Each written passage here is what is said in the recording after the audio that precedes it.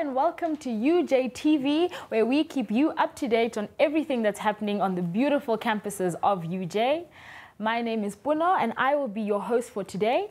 Our first stop is the African Solo Drive, where we're going to check out their day 4 as they cross over to Namibia. Let's see it.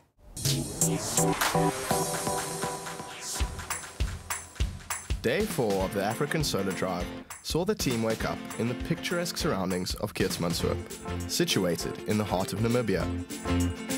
Some of the early risers were fortunate to witness some amazing wildlife that inhabits the area. The animals seemed quite interested in the commotion that was going on in the team's campsite and couldn't resist getting a look at what it was all about. Whilst the day was still young, the team embarked on the journey ahead. However, not far up the road, they were halted. This morning we woke up very hopeful. We wanted to put about 400 kilometers into the car. So we left Keetsmanshoop hopeful. We drove about 6 kilometers till the driver noticed some error. What happened was he stopped getting the velocity and there was no speed, so the car completely stopped. So we came through and checked out. It was an electronical problem, and we found out that actually the inductors bent out. We had to completely build the new inductors because the other ones are just completely messed up. But we stopped for like 20 minutes, then we had to put the car back in the truck. We had to drive to the destination that we are camping tonight. So we're busy finishing up the car right now, and the inductors are done. We're just going to install them and see what's the problem. We're suspecting one of 3 things. We actually thought the motor controller was damaged, either that or we had some leakage on the inductor itself, or there was a short wire somewhere causing a short current. So yeah, we had to make inductors in the car while driving at 120 kilometers per hour. That was terrible. I had to cut 5-meter long wires in the car, and we kind of had to just wind everything up. That was terrible, but fun at the same time. Tomorrow, hopefully, everything will be fine. We're just going to install these inductors in the car right now and see if everything is fine, but it should be. So we're looking forward to putting a lot of kilometers in the car because we lost the day, basically. Yeah. With the team spending the night in Rehoboth, they felt confident that tomorrow would bring better luck and allow them to move forward and make some much-needed progression.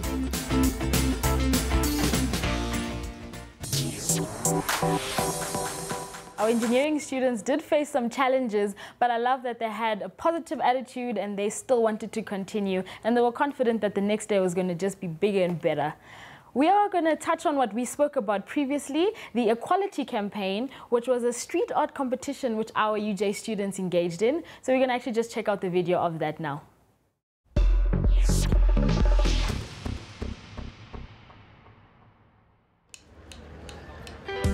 August the 11th, 2015 saw UJ initiate the Right to Equality campaign. Students across all 4 campuses collaborated to produce artworks that represent how the youth view equality in South Africa. UJtv crews were sent out to the campuses and documented the elaborate process. UJtv interviewed some of the artists who helped conceptualize the artworks. This is what they had to say. Okay, so we're currently working on the Equality Campaign today. As you can see behind me, it's basically a movement we're trying to engage UJ students in. We want to see their views on equality and just support the fact that UJ stands with equality. Yeah, we just wanted to really push ourselves and just see how far we could go. Yeah. So we wanted to show equality across the border. We thought about starting it with the main iconic symbols for equality, male and female. We were just trying to say that people can love who they want. You're free to be who you want to be, and it's equal for everyone else. So we've done an image of a bird. We want to symbolize freedom, and people can do and be who and what they want to be. We are raising awareness for the Equality Campaign. We want everyone to come and join in, to come and draw, add to our artwork and just make it look pretty. Our group has taken equality as freedom, so we want people to be free. You can achieve what you want, you can succeed in anything you do because we all have equal rights and there should be no discrimination in trying to achieve anything you want to. We're just here, we're doing a chalk mural. It's an inter-campus campaign that we're doing on equality. So we're doing a graffiti style chalk mural on the main quad at Fodder. Yeah, we've just got a whole lot of people to come and write messages about what equality means to them and add to our mural. We wanted to mainly send a message out that, you know, we're all equal and we're all the same on the inside. So even though race and gender and things like age define us, disability, in the end we're all the same. The basic description of the artwork is, you can see in the middle we have 5 different types of people that share the same head in a sense, but we've also put the UJ logo in there. Just to show how UJ represents equality. Around that we've tried to represent the Rainbow Nation, different colours, different beliefs, different genders, ages, everything that equality encompasses. Well, I actually feel it's fantastic. The way we use the colours, we didn't focus on a specific colour, so we didn't finish the hairline.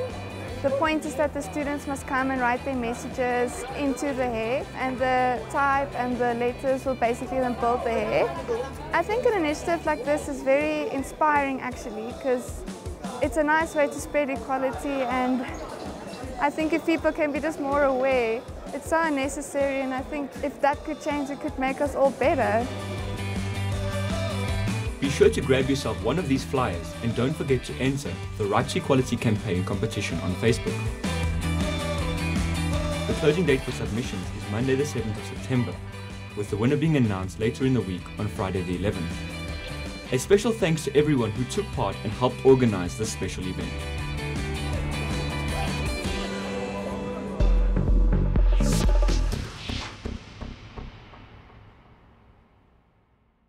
Equality never looked so vibrant and creative before. It was so beautiful. The colors that they used, it just turned out so well. And we actually have the most creative student in our studio today, the winner of the Equality campaign. We've got Keegan. Welcome, Keegan. Thanks for having me. You won this whole thing from the Soweto campus, am I right? And how does it feel to have won this thing? There's a sense of pride and also sending out the message. So I'm just happy that the message got across and students participated and helped us out.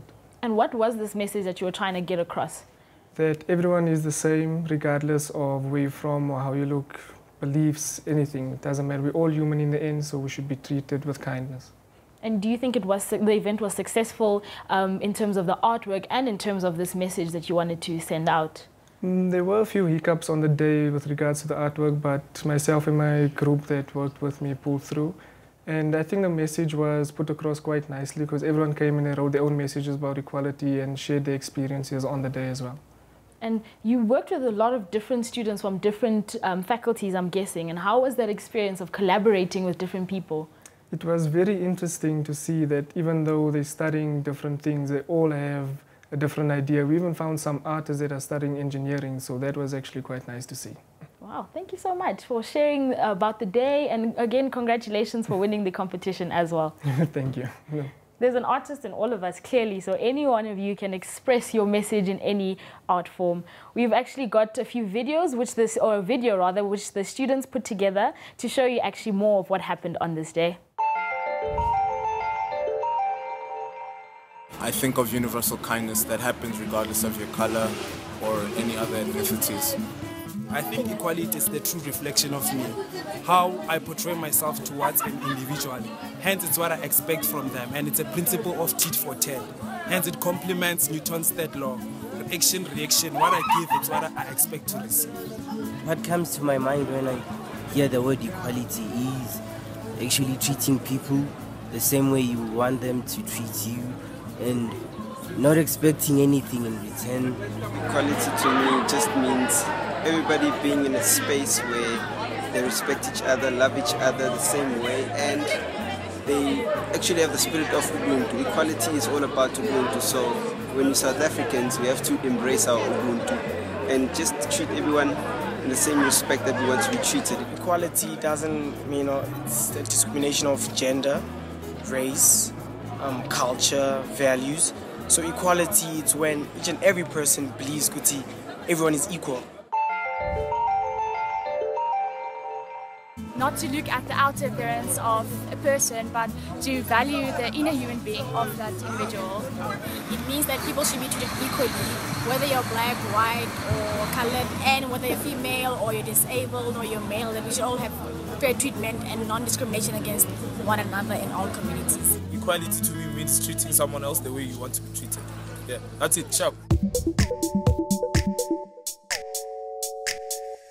I hope you also have your own definition of equality and that you go out and spread that message of equality as well, just as the UJ students have. We are now going to cross over to our news segment. The University of Johannesburg will be hosting open debates around renaming of 31 residences across all campuses. The debates will be public, allowing for interaction with both audience and nominees who chose the new names. The debates will take place on the following dates: the 17th of August on the Soweto campus, 19th of August Doornfontein campus, and the 20th of August Bunting campus, as well as the 21st of August Kingsway campus. Third-year design student Alex Shahini was announced the winner of the furniture design competition at internationally renowned 100% Design exhibition. Shahini won the award for his innovative modern stool design for Boss Brands.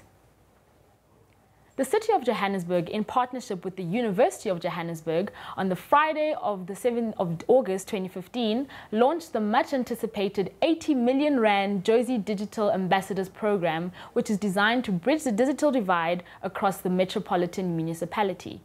The initiative will create 1,000 Wi-Fi hotspots across the city, as well as employ 3,000 digital ambassadors to teach households about digital literacy. That is all that we have for our news today, but if you'd like to find out more information, please do go onto the University of Johannesburg's website to find out more. We are now going to look at a university, or rather a City of Johannesburg campaign. It's a city-wide movement which has an entrepreneurial edge to it as well as a digital edge to it. And this is with the Green City startup. We're going to check out the Isabello Wi-Fi bench.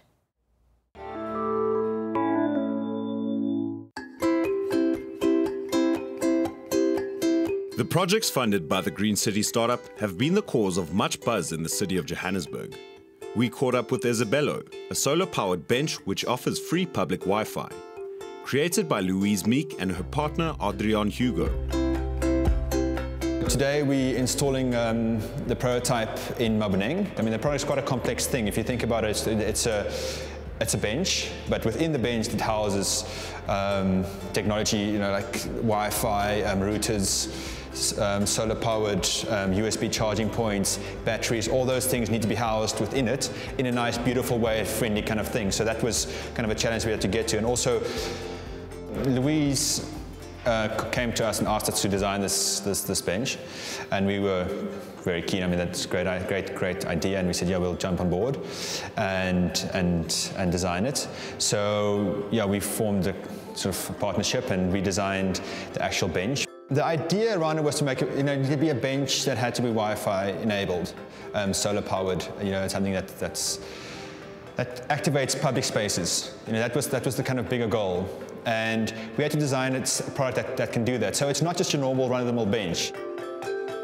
Everything is sort of one step forward, and you reevaluate it, go a little bit back and forward and back until we get to the final product.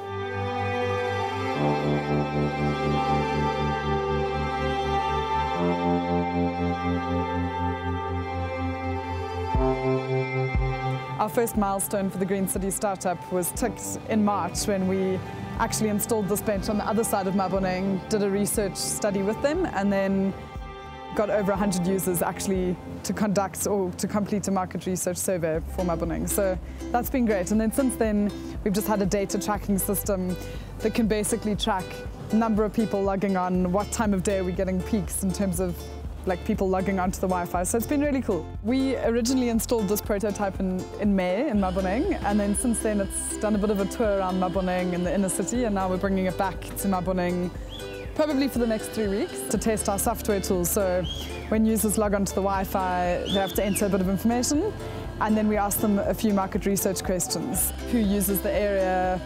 What kind of buildings would they like to see here in the future? What's the sort of urban space that they want? And then the marketing and development team in Maboneng Precinct take that information and will hopefully sort of develop the spaces that actually people in Joburg want to see. How we went about it is we designed a central column that houses all the technology. you get your seats that attaches to it. And the concept around that is that you can arrange it to fit any kind of space that you want. They can sit on one by themselves, you know, and be in your own space, or you can just turn around and sit sort of your friend sitting next to you, and you can start talking, you know. You'll see the USB charging points.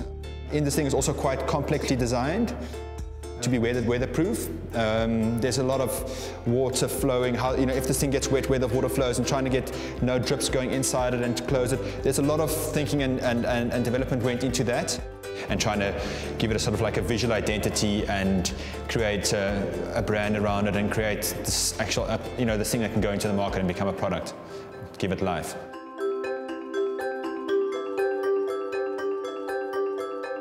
The final product won't be made out of wood, it'll actually be made out of concrete, and we're hoping to install that in the next 6 weeks, so sort of mid-August.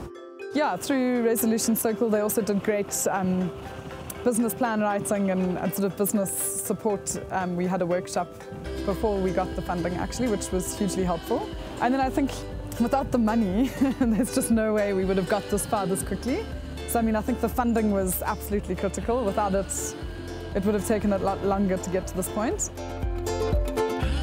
Yeah, and then I think it's really just been up to us now to sort of hit the ground running and try and get there. Ultimately, where I really want to go is to actually get cities to talk to people that live in cities. So it's about two-way conversations between city planners and key decision makers in how we shape, you know, the cities of the future. I'm actually quite excited to go to Maboneng, sit on the bench, upload a bunch of selfies, and actually give back to the community at the same time. Such a great initiative that Johannesburg has taken up. That is unfortunately all that we have for you today, but thank you so much for tuning in with us today.